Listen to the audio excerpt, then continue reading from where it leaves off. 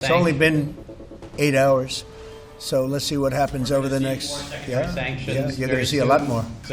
Donald Trump ने भारत पर रूसी तेल आयात को लेकर लगाए गए 50% टैरिफ के बाद और भी सेकेंडरी सैंक्शन लागू करने के संकेत दिए हैं।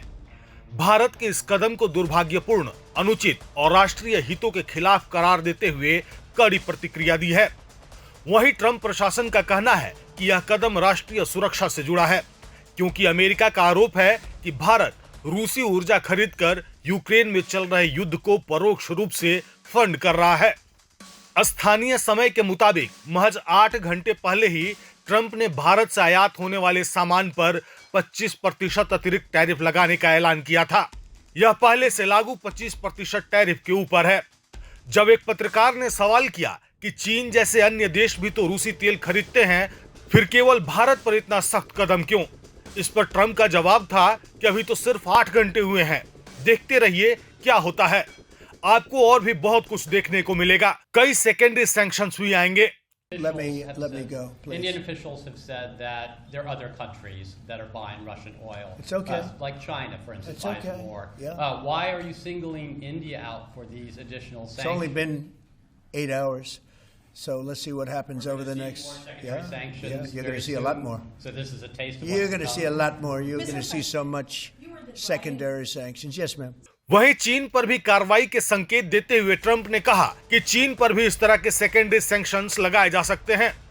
उनका कहना था कि हमने भारत पर 50% टैरिफ लगाया है, जो रूसी तेल खरीदने में चीन के बाद दूसरे स्थान पर है।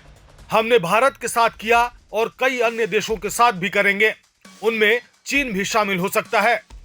हालांकि फिलहाल चीन पर टैरिफ लागू करने की फैसले को 90 दिनों के लिए रोक दिया गया है। China is facing potential secondary sanctions for Russian oil. Then having that tariff or sanction rather or not hinges on what going forward. It may happen. I mean, I don't know. I can't tell you yet, but we did it with India. We're doing it probably with a couple of others. One of them could be China. वहीं भारत के विदेश मंत्रालय ने इस अमेरिकी कदम की कड़ी आलोचना की और कहा कि यह फैसला भारत की ऊर्जा सुरक्षा और राष्ट्रीय हितों के खिलाफ है। भारत का कच्चा तेल पूरी तरह बाजार आधारित है। 140 करोड़ लोगों की ऊर्जा जरूरतें पूरी करना भारत की प्राथमिक जिम्मेदारी है। कई अन्य देश भी अपने राष्ट्रीय हित के लिए इसी तरह से फैसले लेते हैं। ऐसे में सिर्फ भारत को निशाना बनाना अनुचित और अन्यायपूर्ण है। भारत ने यह भी दोहराया कि वह अपने राष्ट्रीय हितों की रक्षा के लिए हर जरूरी कदम उठाएगा।